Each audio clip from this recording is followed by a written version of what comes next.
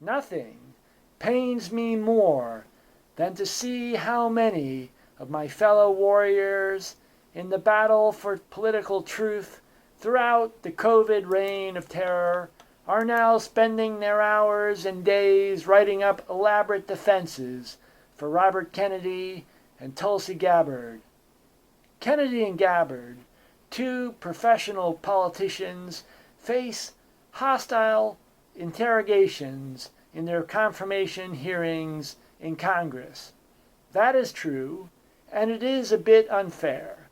Yes, of course, they are being attacked by hypocritical Democratic senators, all of whom bought into the lies spewed out by the pharmaceutical industry in the case of the attacks on Kennedy, or bought into hyped-up threats of Russia in the case of Gabbard. When I watched the hearings, however, I was saddened to see that both Kennedy and Gabbard revealed their own corruption through their incomplete and dishonest responses, and their willingness to buy into the massive lies that circulate throughout Washington, D.C. so completely as to pass for truth in that degraded pigsty. I must be honest, because the stakes are simply that high. I am not trying to win a popularity contest, but rather to do what is best for the nation. The time for defending Kennedy and Gabbard is over. The Trump administration has set off a drive through the issuing of unconstitutional executive orders and the seizure of the control of the Departments of Defense, Homeland Security, Intelligence, Commerce, and the Treasury to create an executive branch reporting to private banks that is unaccountable to Congress or to the citizens of the United States. It has launched a series of directives in the Pentagon and in Homeland Security to end posse comitatus and thus deploy the military at home against U.S. citizens and along the border with Mexico and Canada in a manner that will establish an effective military regime.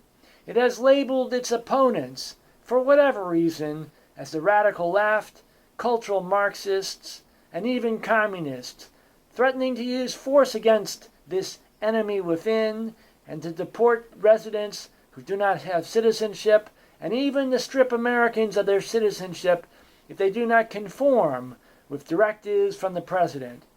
The Trump administration has taken steps to combine the United States and Israel's military and intelligence in an effective merger through outsourcing to multinational IT firms like Palantir, Oracle, Amazon, and Google.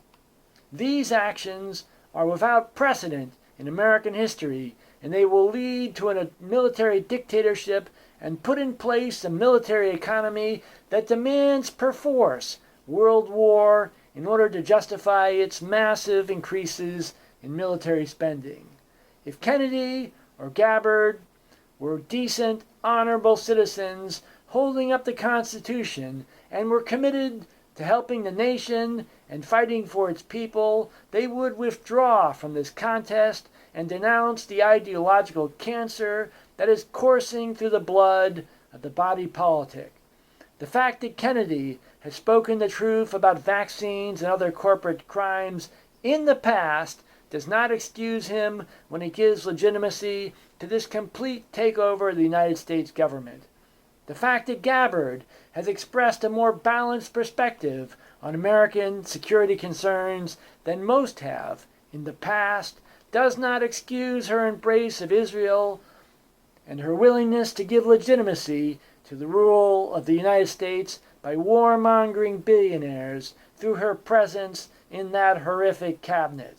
The hypocrisy of the Democrats who asked such stupid questions does not give either of these politicians moral legitimacy.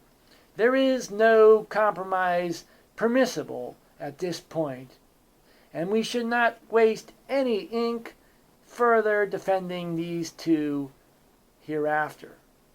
They have made their decision.